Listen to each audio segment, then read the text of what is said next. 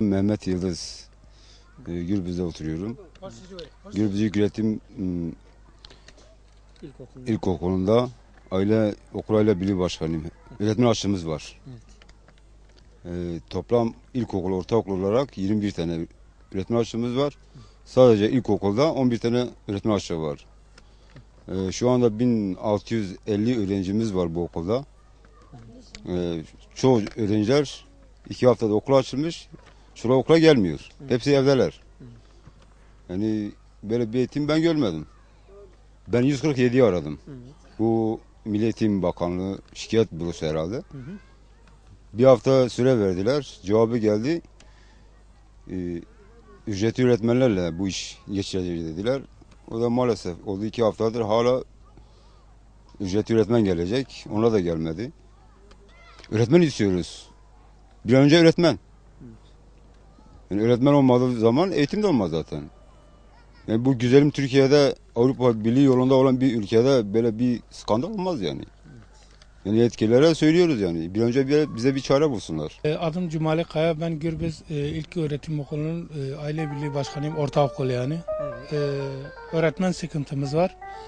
Şu anda Gürbüz şeyinde 1650 tane öğrencimiz var. Sadece ortaokulumuzun 10 tane öğretmenimiz eksiktir. Bu boşluğu müdürle müdür yardımcıları dahi dolduramıyor. Yani bir an önce biz okulumuza, çocuklarımıza öğretmen istiyoruz. Yani bu işin sonu nereye gidecek? Çevre duvarımız eksiktir zaten gördüğünüz gibi. Teller kırılmış, bozulmuş.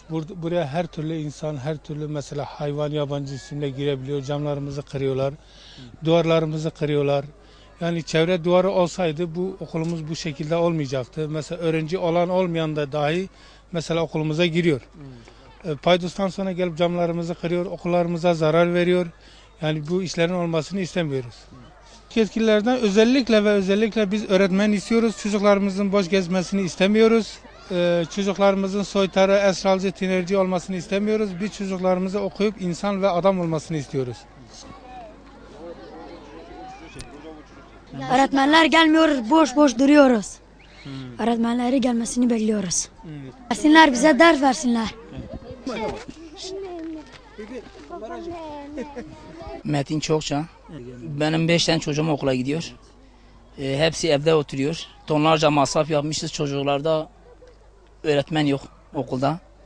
Çocuklar hepsi eve geliyorlar. Böyle sorumsuz bir köy istemiyoruz. Belde olduğu için öğretmen istiyoruz. Öğretmenimiz yok. Köyümüze öğretmen istiyoruz. Ben 2 gün önce İstanbul'dan geldim. İstanbul'daki okullar bizim okullar bir olsunlar. Aynı seviyeye gelsinler.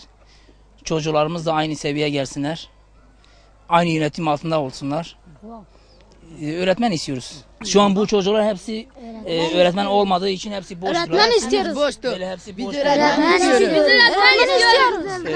Öğretmen istiyoruz. Öğretmen istiyoruz.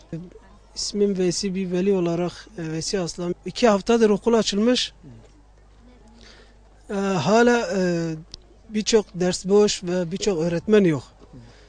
Bunu geçen çarşamba günü ücretli öğretmenler kaymakamlıkta başvuru tarihleri bitmesine rağmen 10 gün geçmiş arada bunları göndermemiş Sayın Kaymakamımız.